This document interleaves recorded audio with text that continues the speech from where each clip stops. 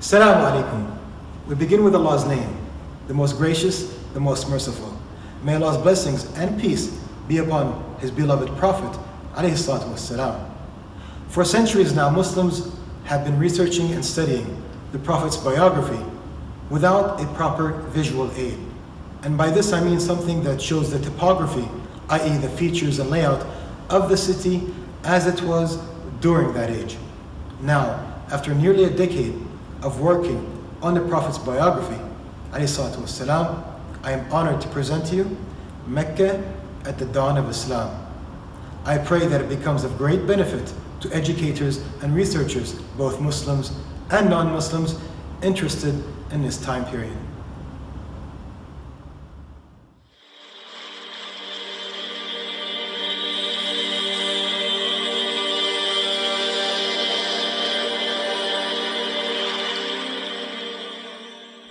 Mecca at the dawn of Islam is the Mecca where the blessed Prophet Muhammad ﷺ grew up.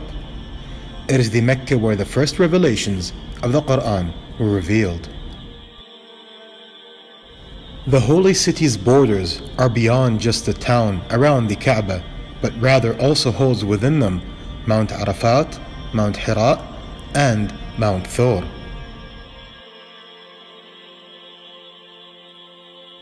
For a decade, the early Muslims were oppressed, persecuted, tortured, and boycotted for nothing more except their faith, for testifying that there is no God except Allah and the Prophet Muhammad is his messenger.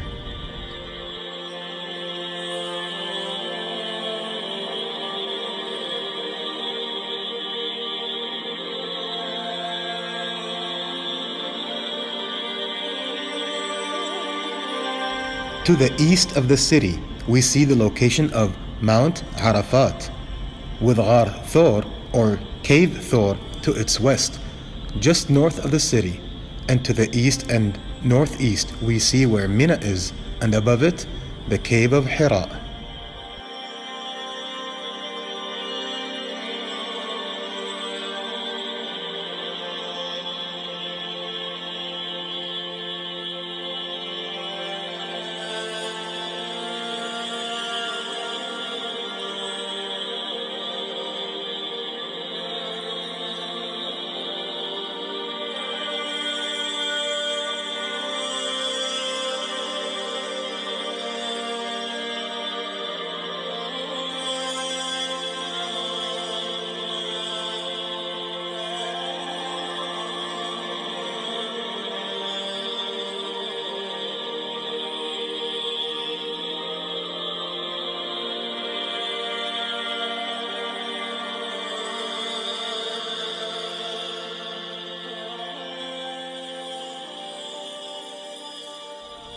The Kaaba covers, called the Kiswa, at the time were various high-quality fabrics of different colors draped over its walls.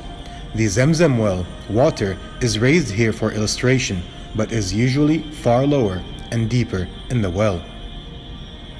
They also had constructed two basins, which they filled with water, next to the well. The one closest to the Kaaba was used for drinking, and the one furthest from the Kaaba, next to the well, was used for washing.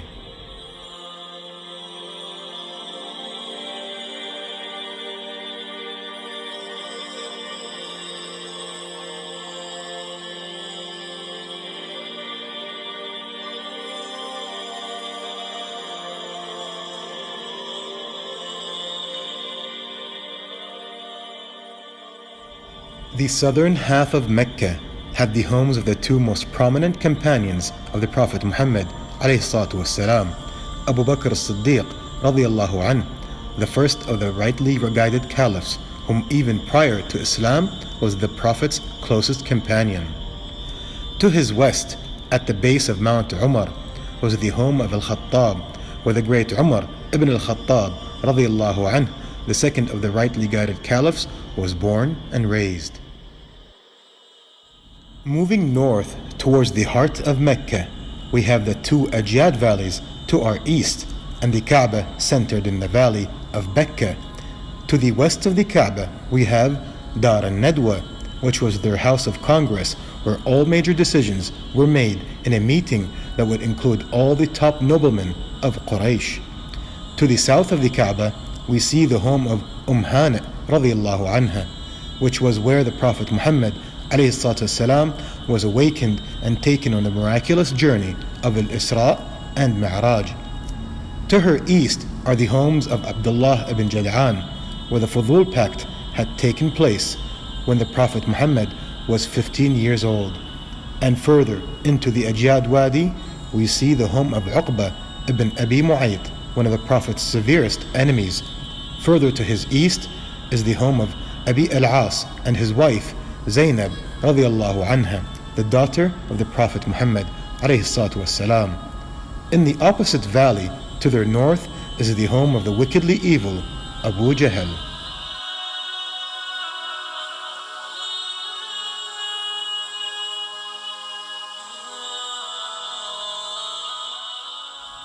Slightly to their north, we see the famous house of Al-Arqam radiallahu anh at the base of the Safa hill, which served as the Muslim secret university where they can learn Islam and the Quran without being tortured. To the north of the Kaaba and the Zamzam well, we see the famous Bani Shayba gate, which is the northern main gate into the Kaaba area. Moving further north, we see the Bani Hashim valley appear to the right, but before that we have the second and more famous home of Al-Abbas radiallahu anh, which lay on the path between the Safa and Marwa, and currently its location is to the right of those going from the Safa to the Marwa when performing sa'i at the first green light where men start to jog or run. Further north we see the location of Khadija radiallahu anha, wife of the Prophet Muhammad alayhi salatu wassalam, in a prominent neighborhood. In the same block, at the base of the Marwa hill and facing the path, we see the home of Abu Sufyan radiallahu anh. Just north of him and also at the Marwa hill, we see the home of the oppressive and corrupt Utbah bin Rabi'ah, one of the worst neighbors one could imagine.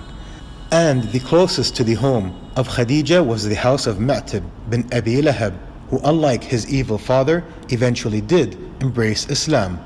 Then to their east, at the entrance to the Bani Hashim valley, we see the house of Abdullah, the Prophet's father, and where he, sallallahu alaihi wasallam, was born. Further into the mouth of the valley, we see the home of his protective uncle, Abu Talib, and at the base of the mountain is the home of his evil uncle, Abu Lahab.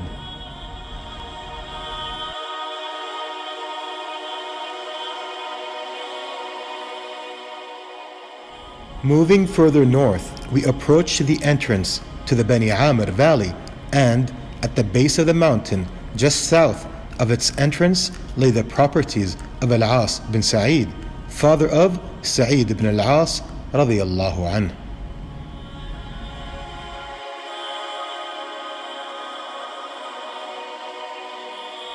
Leaving the Bani Amr valley, to our east and facing directly north, we see what I call the Red District, which is an area where adultery tents with red flags on them were located, and generally a rather sinful place. Then to the east we have the sheep market just outside the mouth of the Bani Amr valley. And in the distance ahead is the graveyard, and it is in this graveyard near the base of the mountain where Khadija radiallahu anha was buried.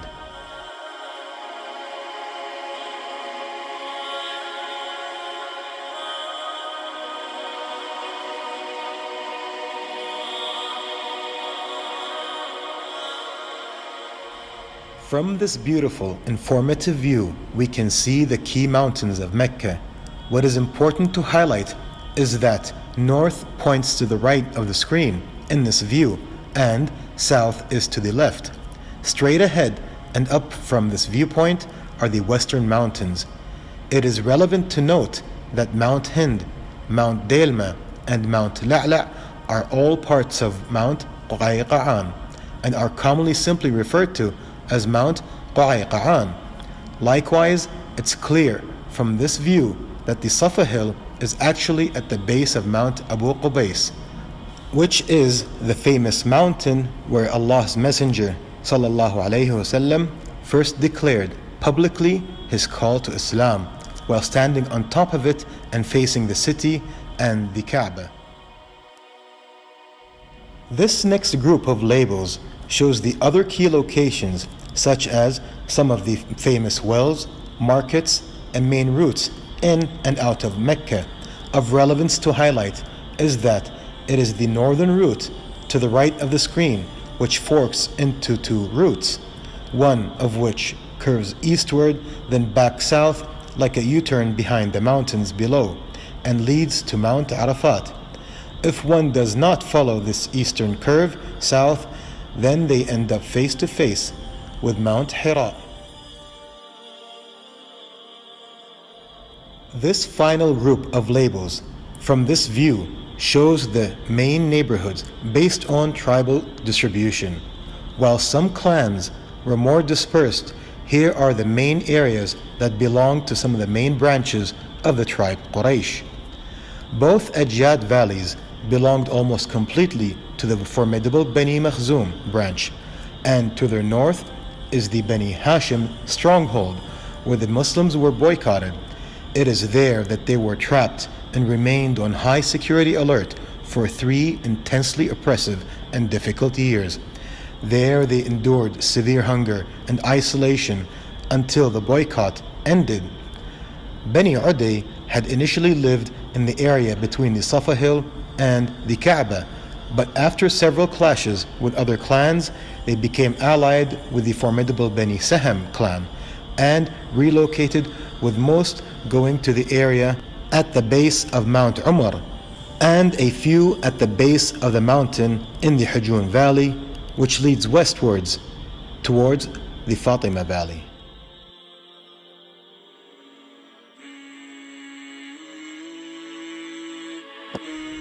From Khadija's home, the Prophet in his final years before prophethood would exit the northern path of Mecca and head to the cave of Hira, which was rather difficult to reach and located at the top of Mount Hira.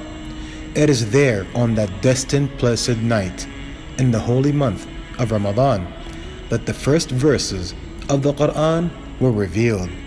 There, high on top of Mount Hira, the ayat descended.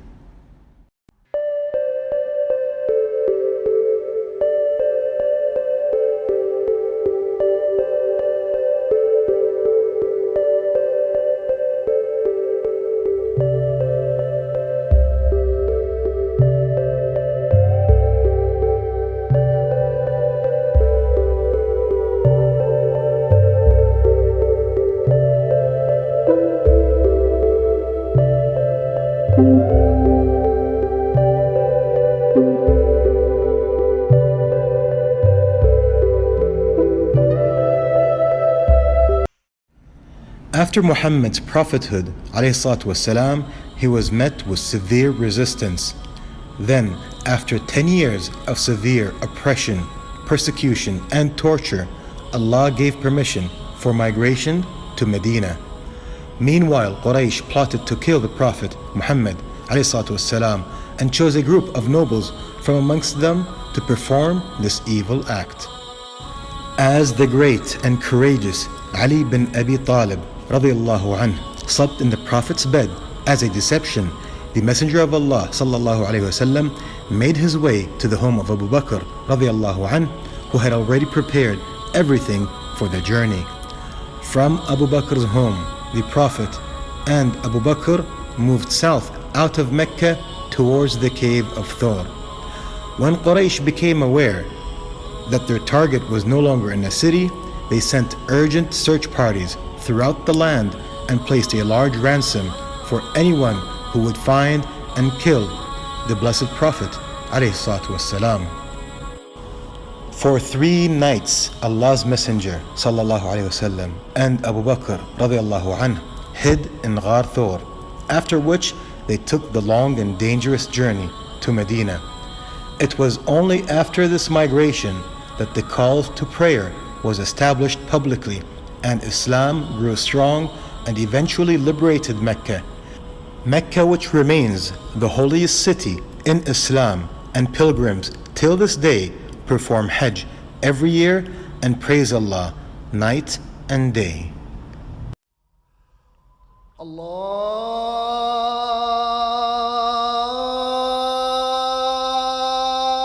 Akbar, Allahu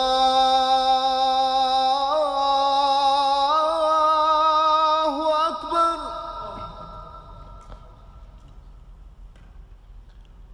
Allahu Akbar,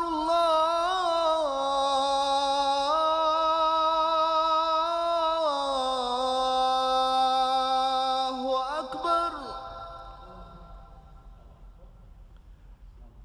Ashhadu an la ilaha illallah.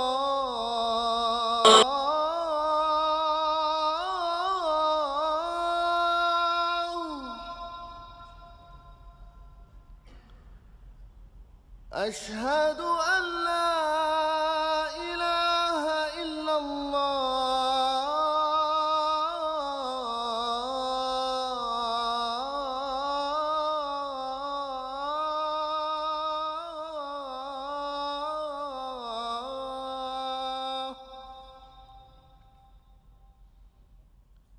أشهد أن محمدا رسول